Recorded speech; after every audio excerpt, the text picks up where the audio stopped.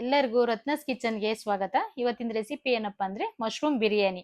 ಅದನ್ನು ಮಾಡುವ ವಿಧಾನ ಮತ್ತೆ ಅದಕ್ಕೆ ಬೇಕಾಗಿರೋ ಇಂಗ್ರೀಡಿಯೆಂಟ್ಸ್ ಏನು ಅಂತ ನೋಡ್ಕೊಳ್ಳೋಣ ಬನ್ನಿ.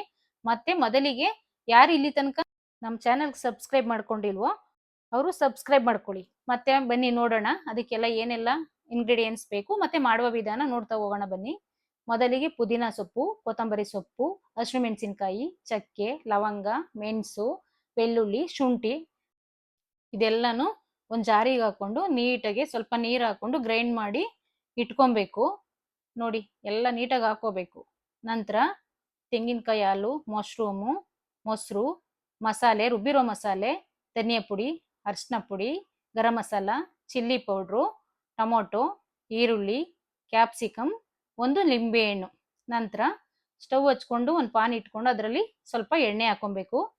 ನಂತರ ಅದಕ್ಕೆ ಸ್ಟಾರು, ಪಲಾವ್ ಸಾಮಾನು ಒಟ್ಟಿನಲ್ಲಿ ಎಲ್ಲ ಮಿಕ್ಸು, ಓಂಕಾಳು, ಪಲಾವ್ ಎಲೆ, ಕಲ್ಲು ಎಲ್ಲ ಹಾಕೊಂಡು ನೀಟಾಗಿ ಸ್ವಲ್ಪ ಫ್ರೈ ಮಾಡ್ಕೊಬೇಕು. ಅದನ್ನ ಲೋ ಫ್ಲೇಮಲ್ಲಿ ಫ್ರೈ ಮಾಡ್ಕೊಂಡು ನಂತರ ಹಚ್ಚಿಟ್ಕೊಂಡಿದ್ವಲ್ಲ ಮೊದಲೇ ಅದು ಈರುಳ್ಳಿ ಹಾಕೊಬೇಕು. ಅದನ್ನು ಬ್ರೌನ್ ಕಲರ್ ಬರೋ ತನಕ ಫ್ರೈ ಮಾಡ್ಕೋಬೇಕು. ಟೊಮೊಟೊ ಜಾಸ್ತಿ ಹಾಕೋಬಾರ್ದು, ಒಂದೇ ಒಂದು ಟೊಮೊಟೊ ಹಾಕೋಬೇಕು. ಪಲಾವ್ ಆದರೆ ಟೊಮೊಟೊ ಬಾತ್ ಆದರೆ ಜಾಸ್ತಿ ಹಾಕೊಬೇಕು, ಬಿರಿಯಾನಿಗೆ ಜಾಸ್ತಿ ಹಾಕೋಬಾರ್ದು. ನೋಡಿ ಒಂದು ಟೊಮೊಟೊ ಹಾಕೊಂಡಿದ್ದೀನಿ, ಅದು ನೀಟಾಗಿ ಲೋ ಫ್ಲೇಮಲ್ಲಿ ಫ್ರೈ ಮಾಡ್ಕೊತಾ ಇದ್ದೀನಿ. ನಂತರ ಕ್ಯಾಪ್ಸಿಕಮ್ ಹಚ್ಚಿಟ್ಕೊಂಡಿದ್ನಲ್ಲ ಅದನ್ನು ಹಾಕೊಂಡಿದ್ದೀನಿ, ಅದನ್ನು ಹಾಗೆ ಫ್ರೈ ಮಾಡ್ಕೊಬೇಕು.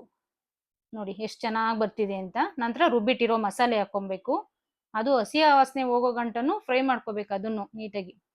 ನೋಡಿ ಇವಾಗ ಅರಿಶಿನ ಮತ್ತೆ ಚಿಲ್ಲಿ ಪೌಡ್ರ್ ಹಾಕೊತಿದ್ದೀನಿ. ಖಾರ ನಿಮ್ಗೆ ಎಷ್ಟು ಬೇಕೋ ಆ ಮೆಜರ್ಮೆಂಟ್ ಮೇಲೆ ಹಾಕೊಳ್ಳಿ. ನಂತರ ಧನಿಯಾ ಪುಡಿ ಹಾಕೊತಾ ಇದ್ದೀನಿ 1 ಸ್ಪೂನು, ಮತ್ತೆ 1 ಸ್ಪೂನು ಗರಂ ಮಸಾಲ ಹಾಕೊಂಡಿದ್ದೀನಿ. ನಂತರ ಸ್ವಲ್ಪ ಏಲಕ್ಕಿ ಪುಡಿ ಹಾಕೊಂಡಿದ್ದೀನಿ ಜಜ್ಜಿ. ನಂತರ ಉಪ್ಪು ಹಾಕೊಂಡಿದ್ದೀನಿ, ಅದನ್ನ ಫ್ರೈ ಮಾಡಕ್ಕೆ ಎಷ್ಟು ಬೇಕೋ ಅಷ್ಟನ್ನು ಮಾತ್ರ ಈಗ ಹಾಕೊಬೇಕು. ನಂತರ ನೀರು ಹಾಕಿದ್ಮೇಲೆ ಸ್ವಲ್ಪ ಹಾಕೋಬೇಕು ರುಚಿಗೆ ತಕ್ಕಷ್ಟು. ನೋಡಿ ಲೋ ಫ್ಲೇಮಲ್ಲಿ ಈ ಥರ ಫ್ರೈ ಮಾಡ್ಕೋಬೇಕು ನಿಧಾನಕ್ಕೆ. ನಂತರ ತುಪ್ಪ ಹಾಕೋಬೇಕು, 2 ಸ್ಪೂನ್ ತುಪ್ಪ ಹಾಕೊಳ್ಳಿ. ನಾನು ಎಣ್ಣೆ ಹಾಕೊಂಡಿದ್ದೀನಿ, ತುಪ್ಪ ಸ್ವಲ್ಪ ಕಡಿಮೆ ಹಾಕೊಂಡಿದ್ದೀನಿ, ನಿಮ್ಗೆ ಎಷ್ಟು ಬೇಕೋ ಅಷ್ಟು ಹಾಕೊಳ್ಳಿ ತುಪ್ಪ. ಅದನ್ನು ಹಾಕೊಂಡು ನಿಧಾನಕ್ಕೆ ಫ್ರೈ ಮಾಡ್ಕೋಬೇಕು, ಲೋ ಫ್ಲೇಮಲ್ಲಿ ಮಾಡ್ಕೊಬೇಕು. ನೋಡಿ ಎಷ್ಟು ಚೆನ್ನಾಗಿ ಬರ್ತಿದೆ ಅಂತ. ನಂತರ ರುಬ್ಬಿಕೊಂಡಿರೋ ತೆಂಗಿನಕಾಯಿ ಹಾಲು ಮತ್ತೆ ಮೊಸರು ಹಾಕೊಬೇಕು.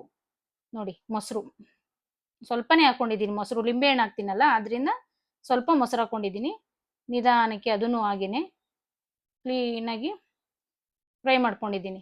ನೋಡಿ ಎಷ್ಟು ಚೆನ್ನಾಗಿ ಮಿಕ್ಸ್ ಆಯಿತು ಅಂತ. ನಂತರ ಮೊದಲೇ ತೊಳೆದಿಟ್ಕೊಂಡಿದ್ನಲ್ಲ ಆ ಮಶ್ರೂಮ್ ಹಾಕೊತಾ ಇದ್ದೀನಿ, ಅದನ್ನು ಹಾಗೇನೆ ನಿಧಾನಕ್ಕೆ ಬೇಯಿಸ್ಕೊಬೇಕು.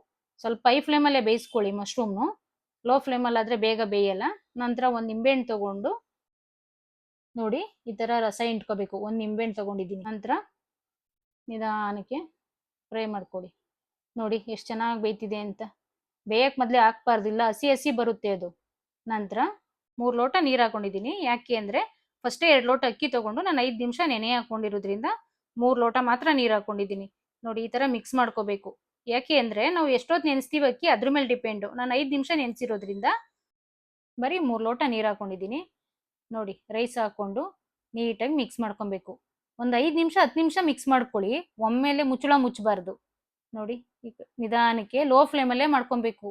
ನಂತರ ಮುಚ್ಚಳ ಮುಚ್ಚಿ 1 ವಿಸಲ್ ಮಾತ್ರ ಬರೋಂಗೆ ಮಾಡ್ಕೊಳ್ಳಿ ಅಷ್ಟೇ. ನೋಡಿ ವಿಸಲ್ ಹಾಕ್ಬಿಟ್ಟು 1 ವಿಸಲ್ ಸಾಕು. ನಂತರ ಒಂದು 5 ನಿಮಿಷ ಬಿಟ್ಟು ಮುಚ್ಚಳ ತೆಗೆದು ಮತ್ತೆ ಎಲ್ಲ ಮಿಕ್ಸ್ ಮಾಡ್ಕೊಳ್ಳಿ. ಸ್ಟಾರ್ಟಿಂಗಲ್ಲಿ ನಾವು ಮಶ್ರೂಮ್ ಮತ್ತೆ ರೈಸ್ ಹಾಕಿದಾಗ ನೀಟಾಗಿ ಎಷ್ಟು ಒಂದು 5ರಿಂದ 10 ನಿಮಿಷ ಹೆಂಗೆ ಮಿಕ್ಸ್ ಮಾಡ್ತೀವಿ ಅದ್ರ ಮೇಲೆ ಡಿಪೆಂಡ್ ಆಗುತ್ತೆ. ನೋಡಿ ಎಷ್ಟು ಚೆನ್ನಾಗಿ ಬಂದಿದೆ ಅಂತ. ನೀವು ನಿಮ್ಮ ಮನೇಲಿ ಒಂದ್ಸಲ ಮಾಡಿಕೊಂಡು ಟ್ರೈ ಮಾಡಿ. ಇದಕ್ಕೆ ಮಶ್ರೂಮ್ ಗ್ರೇವಿ ಇಲ್ಲಾಂದ್ರೆ ಮಶ್ರೂಮ್ ಬಜ್ಜಿನಾರು ತುಂಬ ಚೆನ್ನಾಗಿ ಕಾಂಬಿನೇಷನ್ ಆಗುತ್ತೆ.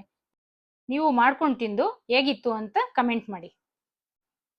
ಸಿಗೋಣ ನೆಕ್ಸ್ಟ್ ವಿಡಿಯೋದಲ್ಲಿ.